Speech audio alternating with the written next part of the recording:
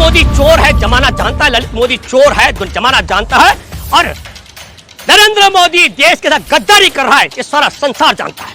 फिर ऐसे लोगों में यह बोल देना कि अगर हॉट तफ्तीश होगी तो ललित की तरह, नीरव की तरह, नरेंद्र की तरह और मोदी निकल सकते हैं चोर, इसमें कौन सा देशद्रोह का मामला अपमान का मामला बनता है? सदस्यता फिर से बहाल हो गई है, तो क्या फिर से जो है एक बार फिर से अडानी के मामले को उजागर किया जाएगा या फिर उसे छोड़ दिया जाएगा? नहीं, ये जो आपने सवाल किया, इसी क्रोनोलॉजी पर मैं बात कर रहा था कि जिस देश के आपने हमारे जवानों की हत्या करने के बाद उसके ऐप पर प्रतिबंध लगाया, जो अडानी का साझेदार है, और अडानी को आप भारत के एयरपोर्ट, बंदरगाह, रेलवे लाइन और हथियार बनाने की कंपनियां बेच चुके हो, तो ये जो पूरी गद्दारी की पोल खुल रही थी। गीता गोपी जज हैं गुजरात हाई कोर्ट की, उन्होंने अपने क्या था शेयरिंग से क्यों अलग किया?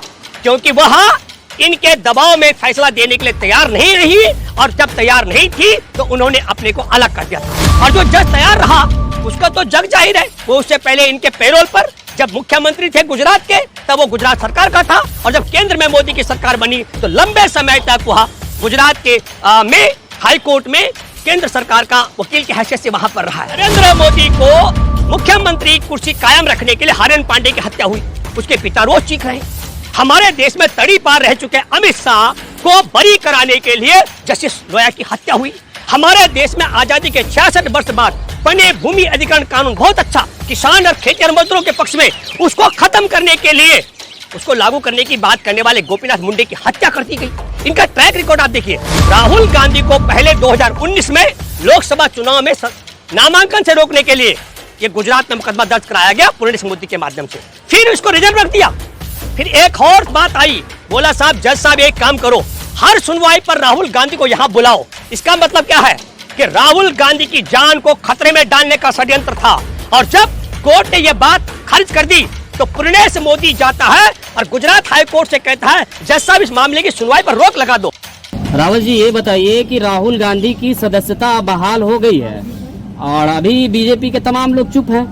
देखिए, मैं आपके माध्यम से एक बात बताना चाहता हूँ।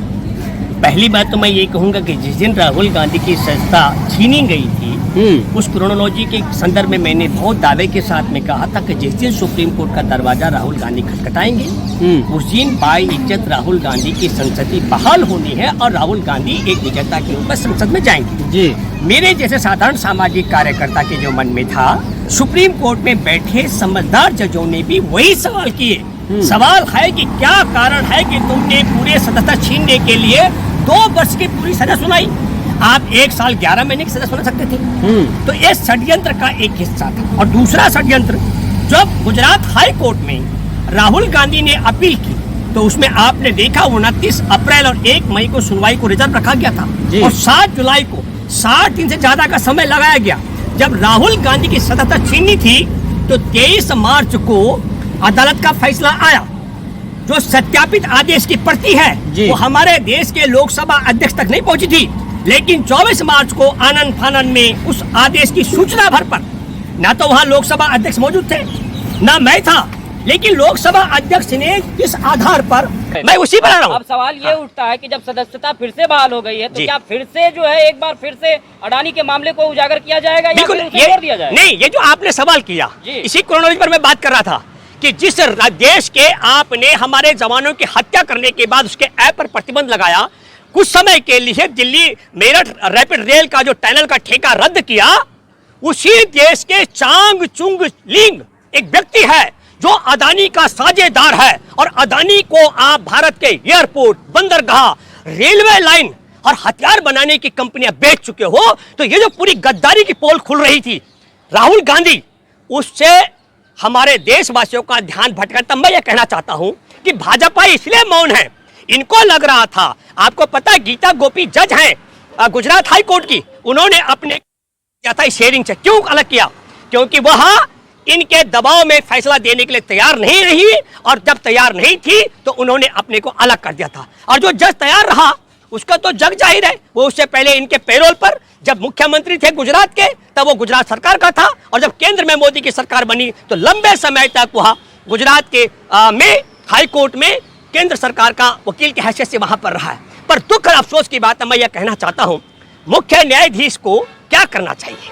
मुख्य न्यायाधीश की अध्यक्षता में जो बेंच है, एक बहुत बड़ी बात मैं आपको बताना चाहता हूं, हमारे देश में यह जजों ने बड़ा फैसला लिया था, शायद मैं 97 का जिक्र कर रहा हूं, कि न्याय न केवल होना चाहिए, होता हुआ दिखना भी चाहिए। तो मुख्य न्यायाधीश की अध्यक्षता वाली बेंच का फैसला, जिम्मेवारी बनती है कि सूरत अदालत ने नीरव मोदी चोर है, जमाना जानता है, ललित मोदी चोर है, जमाना जानता है, और नरेंद्र मोदी देश के साथ गद्दारी कर रहा है, ये सारा संसार जानता है।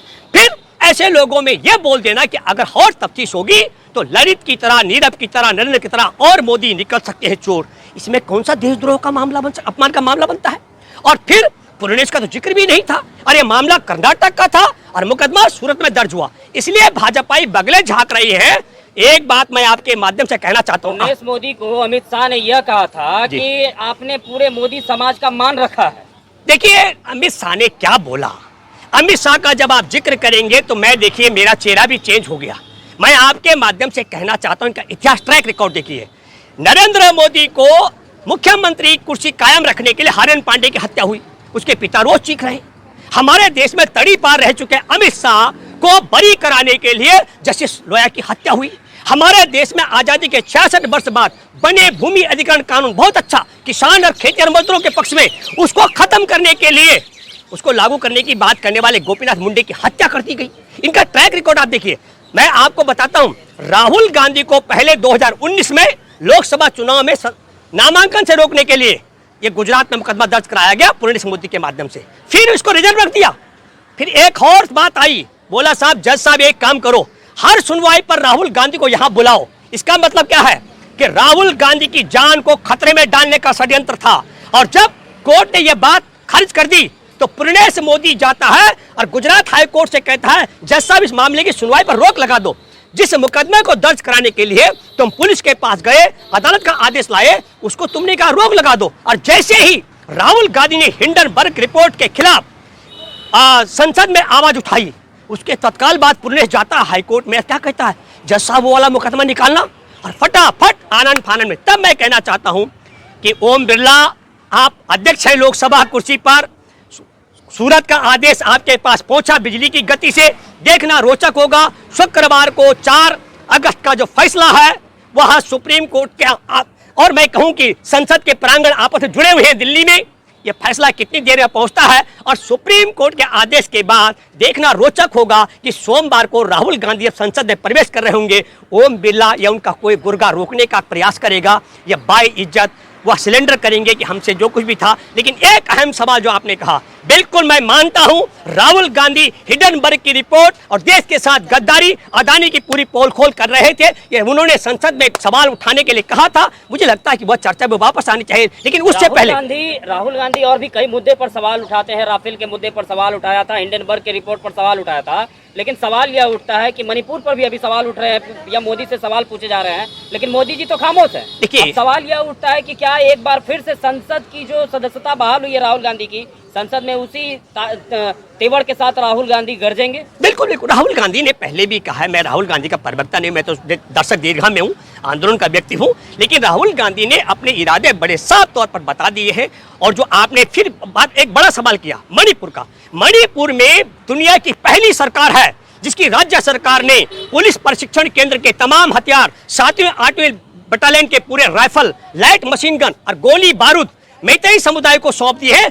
जिन हथियारों के बूते आदिवासियों पर उनका कत्लेआम, दमन हो रहा है, न केवल दमन हो रहा है, उनकी महिलाओं को नग्न करके घुमाया जा रहा है। इस पूरे मसले को आपको समझना पड़ेगा। मुझे लगता है कि जिस तरीके से नरेंद्र मोदी मणिपुर की आदिवासियों पर जो जुल्म हो रहे हैं, उनकी महिलाओं को नग्न करके, वो छोड़िए, कारगिल युद्ध में जो सूबेदार थे, विजेता हमारे देश को जितवाने वाले, उनकी पत्नी को नग्न करके, परेड करके उनका भी बलात्कार किया गया, तो फौजाइन के सम्मान में कुछ नहीं बोले, आदिवासी महिलाओं के सम्मान में मुंह नहीं खोले, 700 से ज्यादा किसानों की बलि चढ़ा दी, उस पर कुछ नहीं बोले। हमारे देश में आज तक आपने पता, पुलवामा में 40 जवानों की हत्या का मामला सत्यपाल मलिक ने उठाया। ऐसा क्यों हो रहा है कि जब भी सत्ताधारी पार्टी से कोई सवाल पूछा जा रहा है तो मोदी जी या भाजपा के लोग खामोश हो जा रहे हैं? नहीं, क्यों और कब तक ये चलेगा? देखिए, जो आपने ये सवाल किया, इसके लिए मैं कहता हूँ, मैंने बहुत पहले भी कहा, बहुत गंभीरता से कहूंगा।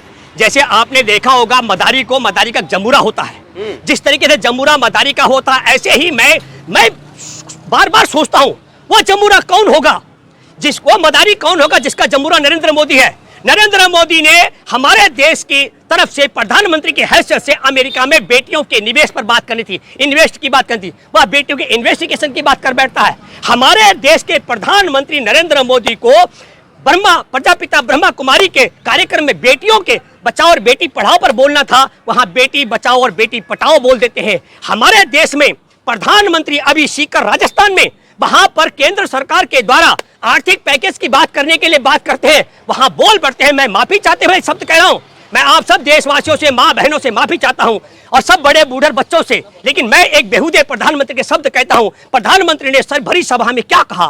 प्रधानमंत्री ने कहा कि 10 साल जब कांग्रेस की सरकार थी केंद्र में, ये 50,000 की देती थी। ये शब्द है प्रधानमंत्री के। और मैं चौथी बात बताता हूं, जब देश में चुनाव संचालन समिति की कमेटी का चेयरमैन बना नरेंद्र मोदी, जापानी पार्क में इस व्यक्ति का भाषण था, एक और बेहुदा भाषण वो था, ये सरकार साड़ी बदलती है, साड़ी के अंदर का नाड़ा बदलती है, नाड़े के अंदर का बदलती है। और मैं भूपेंद्र रावत हूं, नरेंद्र मोदी नहीं हूं, जो बोलता हूं डंके के चोट पर बोलता हूं। इसलिए इस जमूरे का वहां मदारी कौन है कि ये कुछ भी बोल देता है, ना मदारी सवाल उठाता है, ना मीडिया सवाल उठाता, ना हम कुछ पूछ पाते हैं। इसलिए वह मदारी तय करता है। जब हमारे 20 जवानों की, मैं जून 2020 का जिक्र कर रहा हूं, लाशें आई थी, 76 अधमरे आए थे, तब उसने कहा ना कोई गुस्सा ना घुसाया है। आप समझ लीजिएगा, हिडनबर्ग की रिपोर्ट ने पूरी पोल खोल कर दी। मैं ये मानता हूं कि देश की सुरक्षा को लेकर, देश की सुरक्षा को लेकर न केवल सवाल यह है, ये हमारे देश के बंदरगाह, एयरपोर्ट, रेलवे लाइन और हथियार बनाने की कंपनी चीन को बेचने का एक और देश के साथ गद्दारी इसने कर दी। हमारे देश की सेना को कमजोर करने के लिए संघ परिवार ने सुपारी ले रखी है और क्या कर दिया, सेना को अग्निवीर में तब्दील कर दिया। और जो नेपाली गोरखों का इतिहास है बहादुरी का दुनिया में 200 साल का, अब गोरखे हमारे देश में भर्ती नहीं हो रहे। 1700 किलोमीटर लंबी हमारी बॉर्डर है, हमारा देश का दिवाला निकल जाएगा उसकी हिफाजत के लिए। और चीनी अपने देश की सेना में नेपाली गोरखों को भर्ती कर रहे हैं। ये देश की गद्दारी का बड़ा सवाल है। मैं तो अपील करूंगा राहुल गांधी से, विशेष तौर पर नेपाल के साथ संबंध बिगाड़ करके नेपाल को चीन के, अभी नेपाल ने भारत के करेंसी चलाना बंद कर दिया। आज तक कभी भारत के लोगों के मन में नेपाली नहीं आता था, लेकिन अब हमें सोचना पड़ेगा। ये तो शुक्र मानो कि इंदिरा जी ने पाकिस्तान के 2 हिस्से कर दिए। हमारा सुरक्षा पर खर्च कम है बांग्लादेश की तरफ, क्योंकि मैत्री संबंध है। लेकिन नेपाल की अगर गोरखा, जिनका 200 साल का ट्रैक रिकॉर्ड है बहादुरी का, वो जब चीन की सेना में भर्ती हो जाएंगे तो मैं दावे के साथ में कह सकता हूं, चीन की सेना को मजबूत करने के लिए, नेपाल को दुश्मन बनाने के लिए और हमारे देश की सेना को कमजोर करने के सुपारी लेकर के हमारे देश में सेना में अग्निवीर में तब्दील कर दिया गया। ये देश का गद्दारी है। ये सवाल भी संसद में उठना चाहिए।